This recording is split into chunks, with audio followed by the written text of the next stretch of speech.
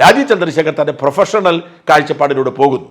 ആ പ്രൊഫഷണൽ കാഴ്ചപ്പാടിലൂടെ രാജീവ് ചന്ദ്രശേഖർ ചില മാറ്റങ്ങൾ നടത്താൻ ശ്രമിക്കുന്നു. ആ ഒരു ലുക്ക് അല്ലെങ്കിൽ ആ ഒരു സ്റ്റേച്ചർ അതാണ് വാസ്തവത്തിൽ കൂടുതൽ സ്വീകാര്യത ഉണ്ടാക്കുന്നത്. പ്രത്യേകിച്ച് ഹിന്ദുക്കളെ മാത്രം ആശ്രയിച്ചുകൊണ്ട് ബി.ജെ.പിക്ക് വളരാൻ കഴിയും. ഉത്തരേന്ത്യയിൽ ഹിന്ദുക്കളെ മാത്രമാണ് ആശ്രയിക്കുന്നത്. അവർക്ക് തീവ്ര ഹിന്ദുത്വം ഒരു പരിധി വരെ ഉപയോഗിക്കാൻ കഴിയും. എന്നാൽ കേരളത്തിൽ അത് സാധ്യമല്ല. ഹിന്ദുക്കളിൽ ഭൂരിപക്ഷം CPM-നൊപ്പമാണ്, ക്രിസ്ത്യാനിയും മുസ്ലിമും ഭൂരിപക്ഷവും കോൺഗ്രസിനൊപ്പമാണ്, മുസ്ലിങ്ങൾ ഭൂരിപക്ഷം ലീഗിനൊപ്പമാണ്, അല്ലെങ്കിൽ തന്നെ UDF-നൊപ്പമാണ്. അതുകൊണ്ട് തന്നെ ഹിന്ദു വോട്ടുകളെ മാത്രം കേന്ദ്രീകരിച്ചുകൊണ്ട് ബി.ജെ.പിക്ക് ഇവിടെ അധികാരം ഉറപ്പിക്കാൻ കഴിയില്ല. ഹിന്ദു വോട്ടുകൾ ഒരു പരിധി വരെ നിലനിർത്തുക, ക്രൈസ്തവ വോട്ടുകൾ പരമാവധി ക്രോഡീകരിക്കുക. ഇതാണ് ബി.ജെ.പിക്ക് ഇവിടെ വിജയിക്കാനുള്ള ഫോർമുല.